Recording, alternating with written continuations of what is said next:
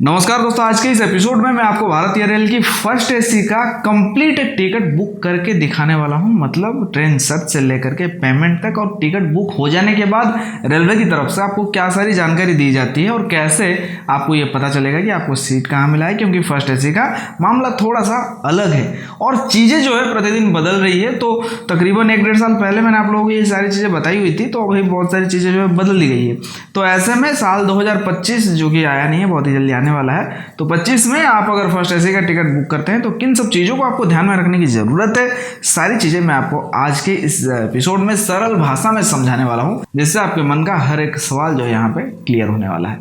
तो आइए वीडियो में देर ना करते हुए आगे बढ़ते हैं। आप यहाँ देख सकते हैं मैं अपने फोन में IRCTC रेल कनेक्ट को ओपन कर चुका हूँ। ओपन करने के बाद मैं लॉगिन भी कर चुका हूँ। आपको भी लॉगिन कर लेना है बुक करने से पहले। और IRCTC रेल कनेक्ट को डाउनलोड कैसे करके रजिस्टर कैसे किया जाता है, ये सारी चीज़ें अगर आप लोगों को जानकारी चाहिए तो आप कमेंट करना, मैं इस पर एक और वीडियो में आप लोगों को बताऊंगा। आज सिंपल तरीका आप लोगों को बताऊंगा कि टिकट आप कैसे बुक कर सकते हैं। ज़्यादा समय आप यहाँ पे नहीं लूँगा। तो यहाँ पे देखिए, जैसे ही रेल कनेक्ट को लॉगिन मैंने कर लिया है तो ट्रेन का एक ऑप्शन है, इसके अंदर जाना है, फिर बुक टिकट में मुझे जाना है।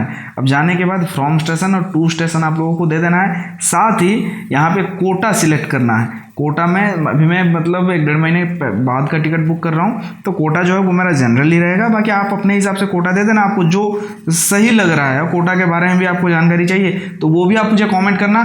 सिर्फ कोटा को लेकर मैं एक और वीडियो में आप लोगों को समझा दूंगा। आज बताऊंगा तो वीडियो ज़्यादा बड़ा हो जाएगा।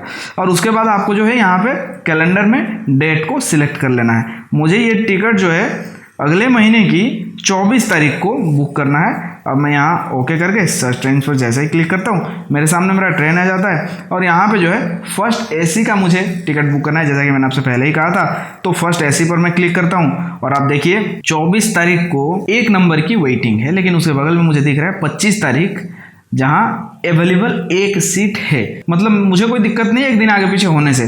तो यहाँ मैं 25 तारीख को सिलेक्ट कर लेता हूँ और पैसेंजर डिटेल्स पर जाता हूँ।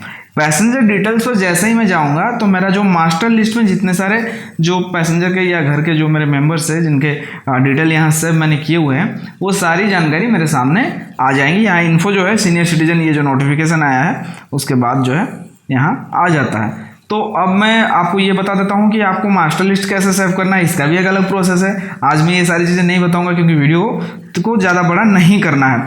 तो इसके बाद करना क्या है, आपको 3 चीज़ों को ध्यान देना है जब भी आप टिकट बुक करेंगे। लोग कहते हैं ना कि बिना आधार कार्ड का टिकट बुक नहीं होता है या आधार कार्ड की डिटेल जरूरी है, ऐसा कुछ भी नहीं है। आपको सिर्फ ये देख लेना है कि आधार कार्ड में नाम, उम्र और जेंडर, हालांकि जेंडर जो है मामूली चीज़ है, ये आपको पता ही होगा।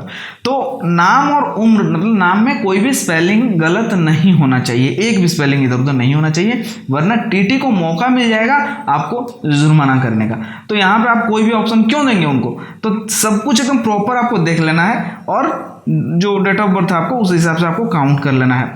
अब यहाँ पे करके आपको डिटेल फिलअप करनी है। यात्रा के दौरान आपको अपना डॉक्यूमेंट अपने साथ रखना है जिससे आपने टिकट बुक कराया है। जैसे कि आधार का डिटेल देख के आपने दिया है तो आधार को लेके जाओ। अब आधार का डिटेल से आपने टिकट बुक कराया है और आप वोटर आईडी लेके भी यात्रा कर सकते हो, लेकिन दोनों में आपकी जानकारी जो है प्रॉपर सही होना चाहिए।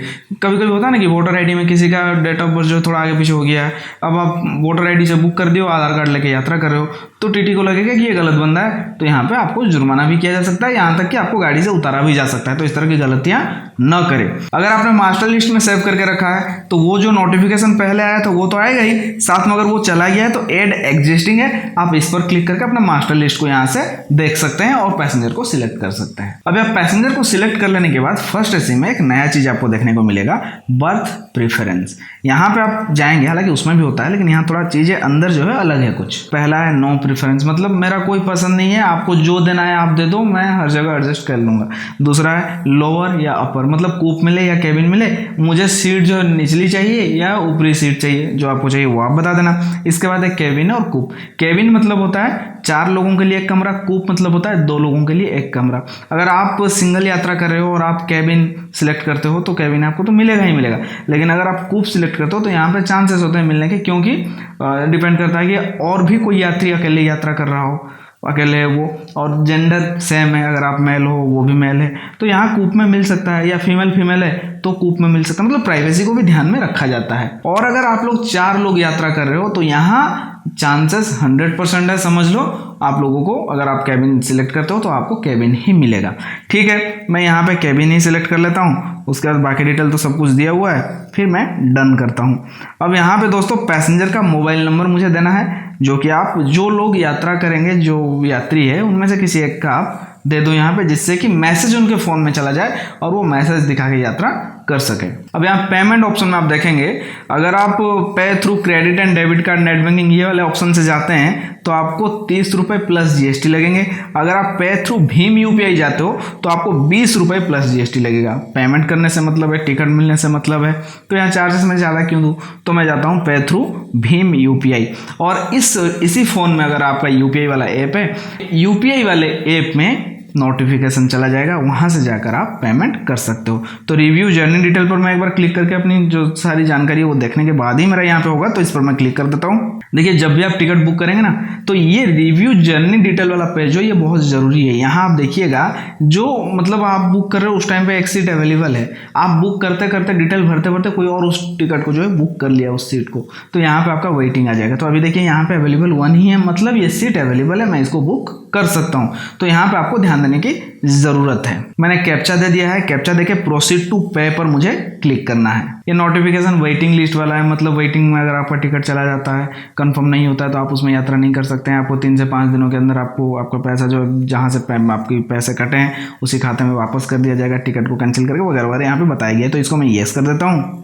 अब आप देखिए यहाँ पे पेमेंट सेक्शन में जो है ये टिकट का किराया जो है 4709 रुपये है, और यहाँ पेमेंट सेक्शन जो है मुझे दिख रहा है कई सारे ऑप्शंस, यानी कि कहाँ से मुझे पेमेंट करना है।